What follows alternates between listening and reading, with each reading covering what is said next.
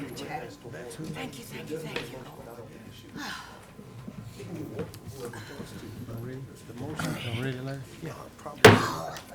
Good evening, ladies and gentlemen. Welcome to this September 21st, 2015 Board of Commissioners meeting. The year is moving right along, and at this time I'm going to call on Commissioner Jimmy Keefe to introduce our special guest and do our prayer this evening. Thank you, Mr. Chairman. It is my pleasure tonight to introduce a very special young lady. I don't have any notes, but I think I can wing this pretty well. I know her pretty well. Emily is a student at New Century International Elementary School. She is in the 2nd grade. She loves to ride horses, and she got her first blue ribbon in Raleigh about a month ago. And she was very, very excited for that. But as much as she likes to ride horses, she likes to work in the stall at the horses too. So her mother and I feel like if we can keep her in the stall and out of the mall, we'll be good parents. Stall's more expensive. Emily is, she loves horses, she loves her Barbie dolls, she loves playing with her brother and teaching her brother all the great things that he should know before he goes to 1st grade. But without further ado, I think Emily wants to come up and say something after I say the prayer, and then she's going to lead us in the pledge. So if I could ask everyone to please stand for the prayer. Dear Lord, grant us the wisdom to represent the people of this county and your teachings. Grant peace to all that serve and compassion to all in need. In your name we pray, amen. Amen. Amen. Emily? Hi, my name is Emily. I'm going to read this Chinese thing, and I hope you guys have fun. 你好，我叫柯林玉，我读2年级，谢谢。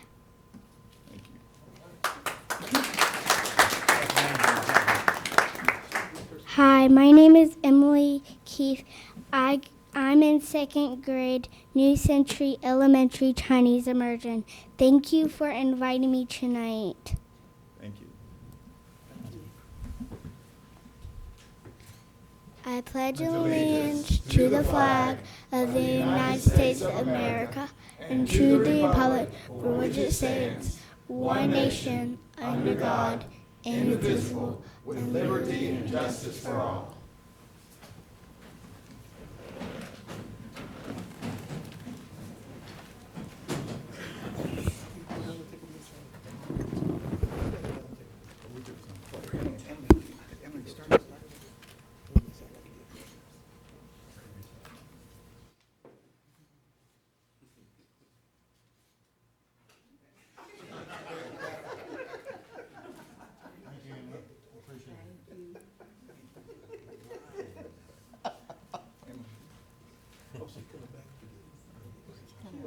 Jimmy, I saw there's a new bridle in there.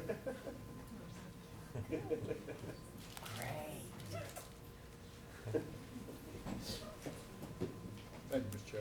Thank you.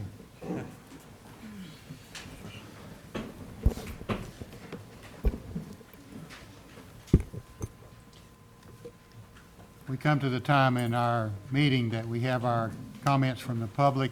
Are there any speakers tonight? There are no speakers. Thank you. With that, I have one recognition.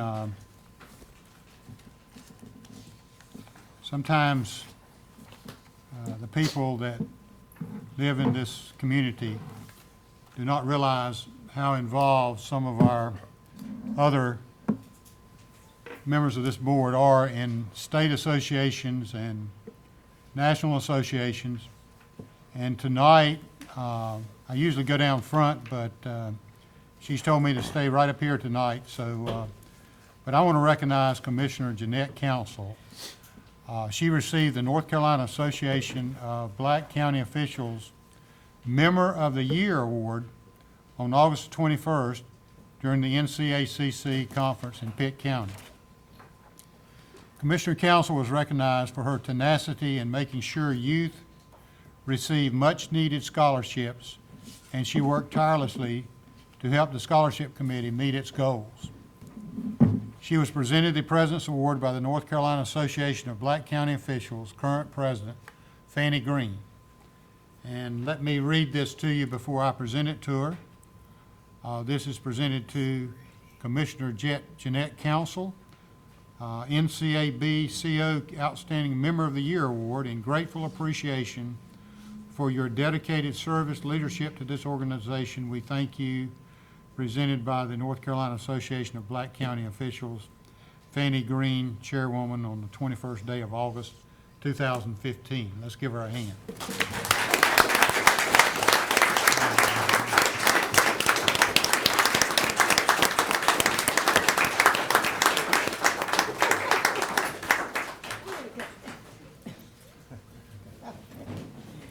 Thank you, Mr. Leach. Anything you want to say? Oh, yes. Thank you. And these guys are the best. And I accept it. Hey, sugar. We're a very affectionate board. Help me sit down, baby. I accept the award gratefully and surprisingly. I did not realize that this was on the agenda really until the second time I looked at the agenda. I thought, no, they didn't. But we work very well together. There is nothing that one commissioner can accomplish by herself or by himself. So this belongs to all of us. So thank you so much, and thank you, Commissioner Edge, Chairman Edge. Thank you.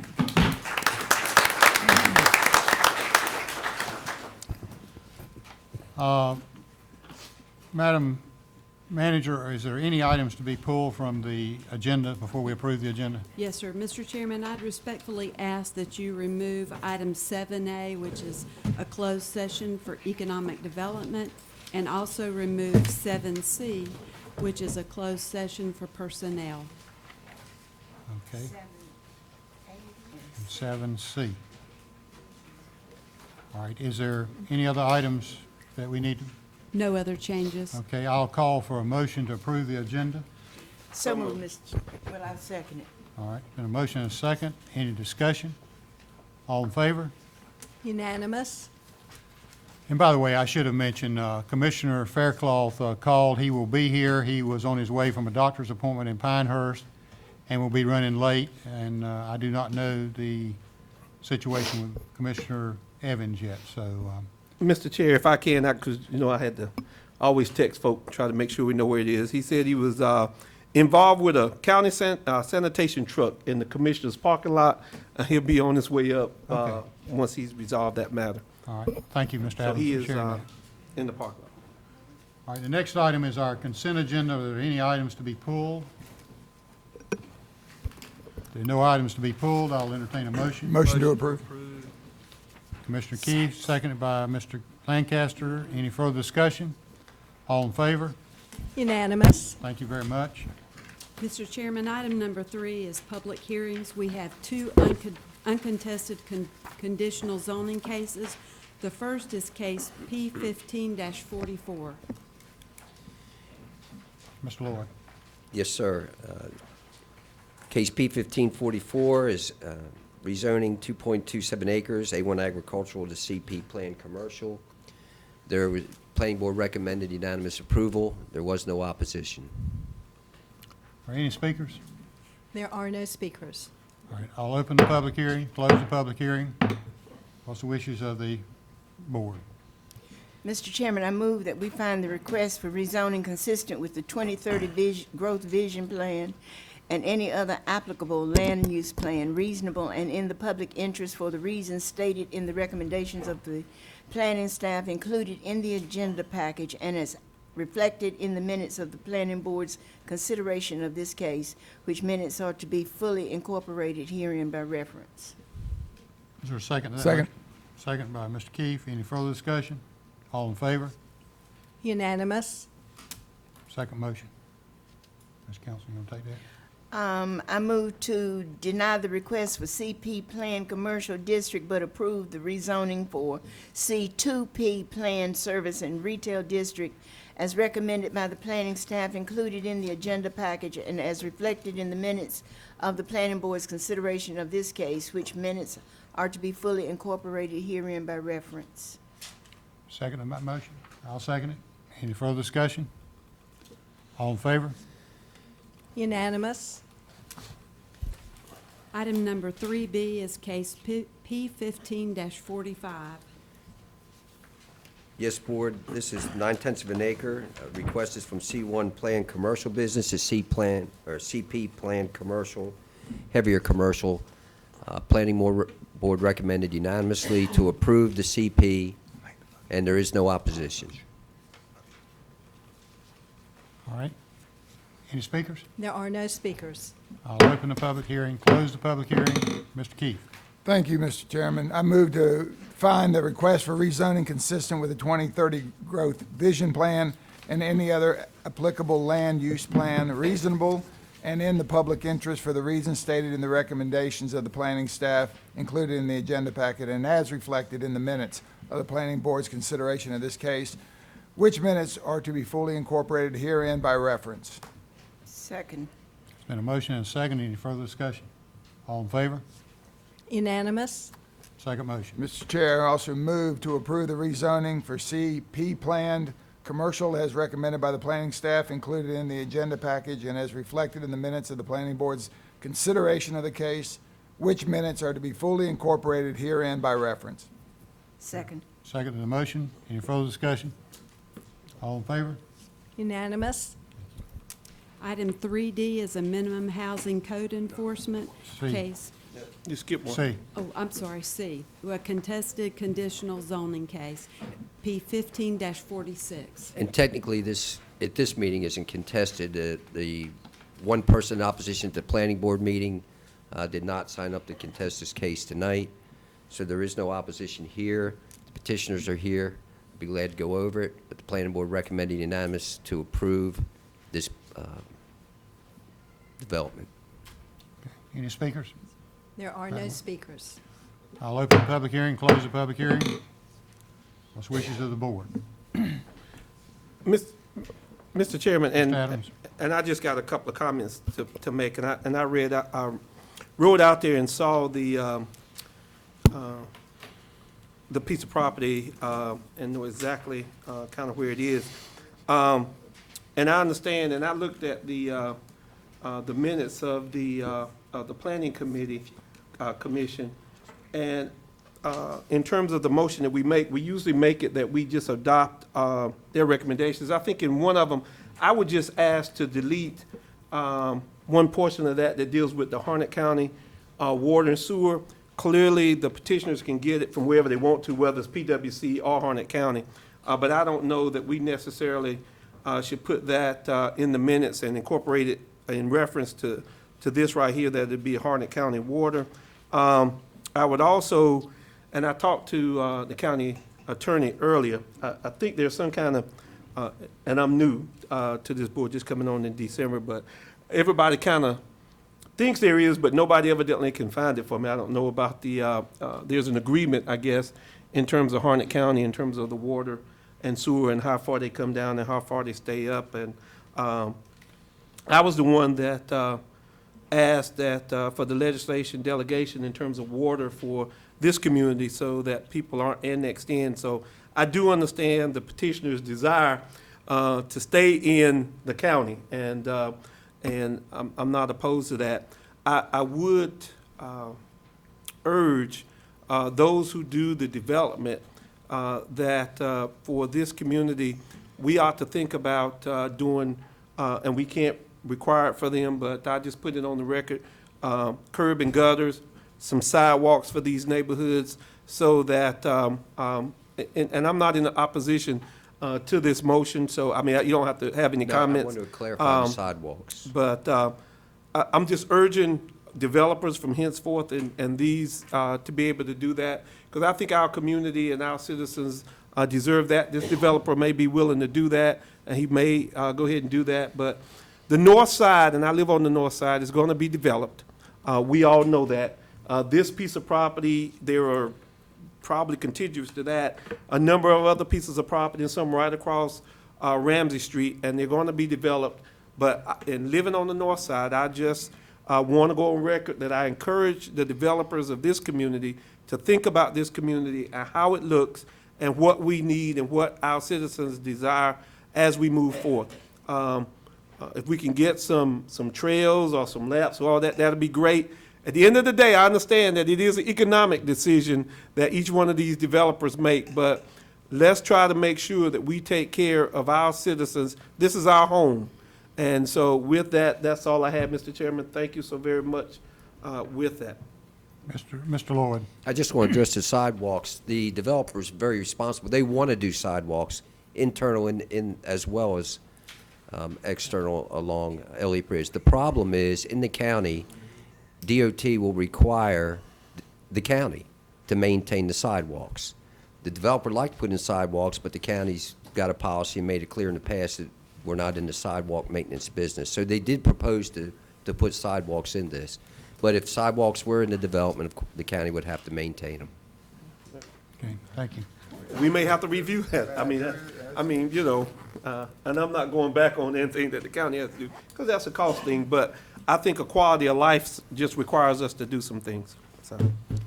I think, just a way of some history, I think there's other developments that have occurred in other parts of the county where they have sidewalks, but there's been no maintenance that has been assumed by the county or another municipality. Usually the developer takes care of that, or DOT. Even in front of the schools, we've had the same issue. So, Mr. Lancaster? Move to find the request for rezoning consistent with the 2030 Growth Vision Plan and any other applicable land use plan, reasonable and in public interest for the reasons stated in the recommendations of the planning staff included in the agenda packet and as reflected in the minutes of the planning board's consideration of this case, which minutes are to be fully incorporated herein by reference. Okay, is there a second to that motion? Second. Second. Any further discussion? And Mr. Lancaster, can I just delete that part that makes reference to the Harnett County Water District? That's fine if that's where they go get it, but I don't know that we ought to have that in when we make those. My understanding that Commissioner Adams is requesting that the reference in the minutes to water being provided by Harnett County would not be incorporated in your motion. Is that And that's correct? all. It was not in the motion. Well, he's incorporating the minutes, and if minutes of it's the planning incorporated, that minutes is in there, so that's all I was asking. Thank you. Just as a way of comment on this, I don't see that we can prohibit the developer from getting his water from wherever source he finds it necessary to get the water. That is not a decision that we make. It's not the first time that there's been competition among infrastructure providers. So I prefer that it stay in there. That's just my opinion. If it stays in there, they have to get it from Harnett County though, right? No. No, we can't really control that. No. It's just that was some of the discussion at the planning board. If you do the 1, 2, and 3, if you look at the way they did their minutes, it's in the third one, which is what you incorporating and doing. And we're clear that they can get water from, as long as it doesn't violate whatever agreement we have, that they can get water from either one of the entities. Ms. Council? I don't know that we need to, I understand the sentiment, but I don't know if we need to be tinkering with the planning board's minutes.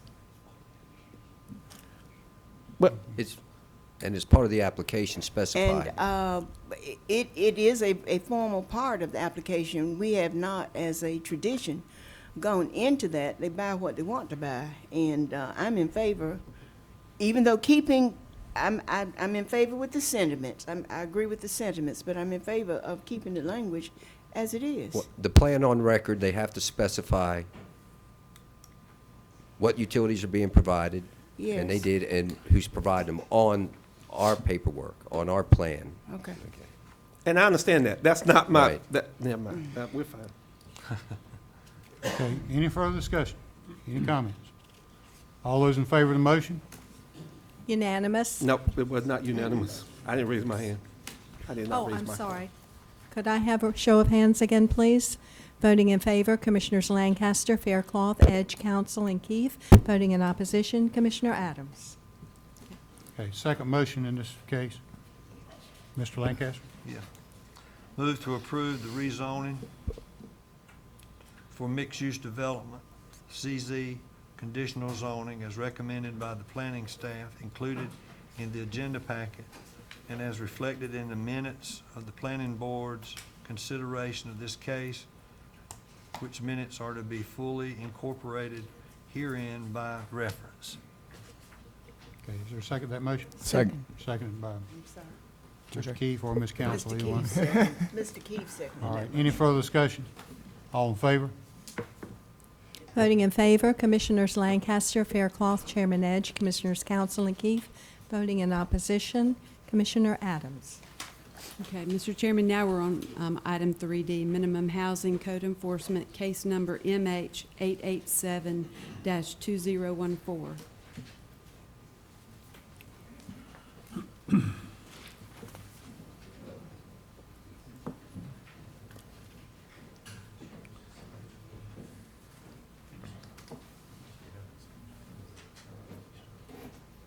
He went to the hospital. So I see said he was yeah, getting he mad. was. And they did it. I get to keep us. Take his card. Yeah. Will you please raise your right hand and place your Yeah, left yeah, hand yeah, on the second. Bible? Do you swear or affirm that the testimony you're about to give is the truth and the whole truth and nothing but the truth? I do. Thank you. And sir, I know you're new. It's probably the first or second time you've been before us. Would you tell us your name, please? Yes, sir. My name is Scott Walters. I'm the code enforcement manager now Yes, sir. for the county. And good afternoon, Mr. Chairman and Commissioners. Good afternoon. I only have one case for you tonight. It's case number MH 887-2014.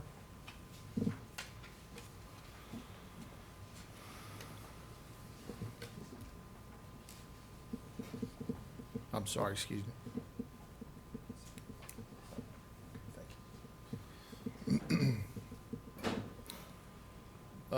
The property owner for this case is Mary E. Shipman. The property is located at 7776 Godwin, Falcon Road. It's just outside the city limits of Godwin. This is an unsecured structure. It's dilapidated. It's got heavy growth on all sides of it. There are also two accessory structures located on the property, and they are in the same condition.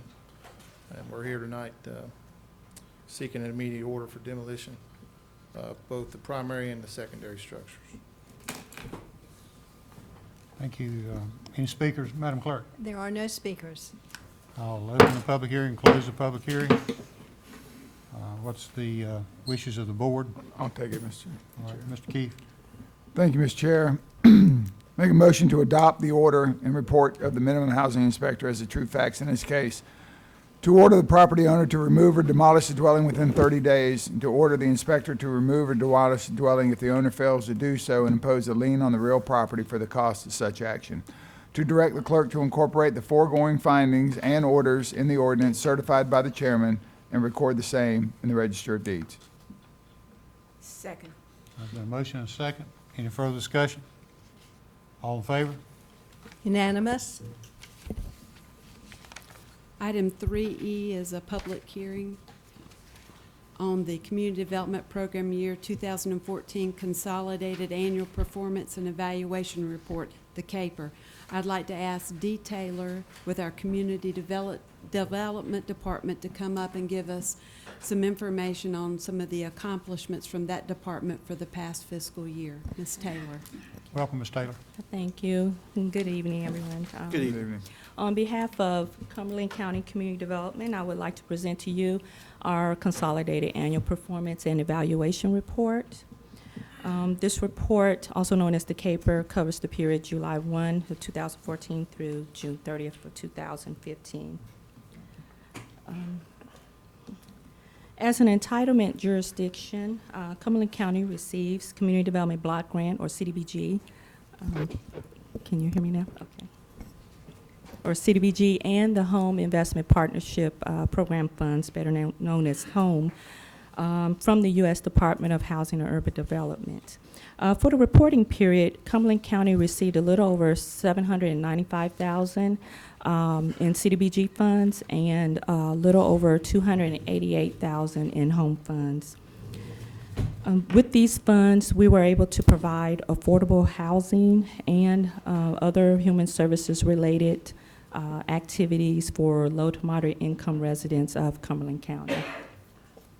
In addition, Cumberland County Community Development also applied through a competitive process for other grant dollars to provide housing and services to those who are homeless or at risk of being homeless. And these include the COC program, the Emergency Solutions Grant, and the PATH program. Most of the community development's entitlement funding go towards housing programs, with the home repair programs being one of our major programs. During this reporting period, we were able to assist 19 homeowners through the Housing Rehabilitation Program.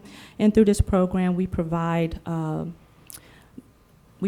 direct financial assistance in the form of a deferred forgivable loan.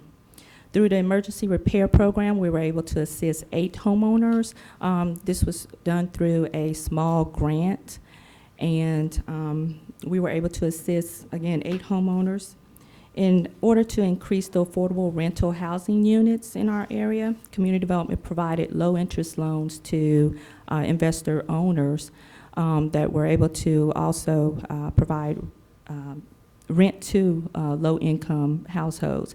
And through this program, we were able to assist 4 investor owners and 4 low-income tenants. Can I go? Sure. Oh, I'll wait till the end. Oh, But okay. if we were on that, can I go back to that slide just to ask one thing? Okay. Well, you got housing rehabilitation owner occupied, and it's got is that $696,000? Yes. That you expended for 19 homeowners, Yes, which comes out to about $36,000 per. if you want to average, yes, yes. Mm-hmm. Yes, the home repairs range from anywhere to your repairing roofs, floors, and it can be substantial repairs as well. So yes, we've done up to approximately 50,000. You know, it just depends on the need for that household. Can I follow up? Sure. Oh. If you can go back, Okay. Commissioner Adams asked one of the questions I have, but on the second one, you have 4 investor owners, 4 low to moderate households. Is that 8 or is that 4? No, well, we provided low-interest loan to 4 investor owners, which they used the funds to rehab their homes and then rent it to a low-income tenant. And so with those 4 investor owners, they provided, they rented their homes out to households with low, that has low income. Okay, I'm doing some math here. Mhm. Is there a percentage that you'll allow for our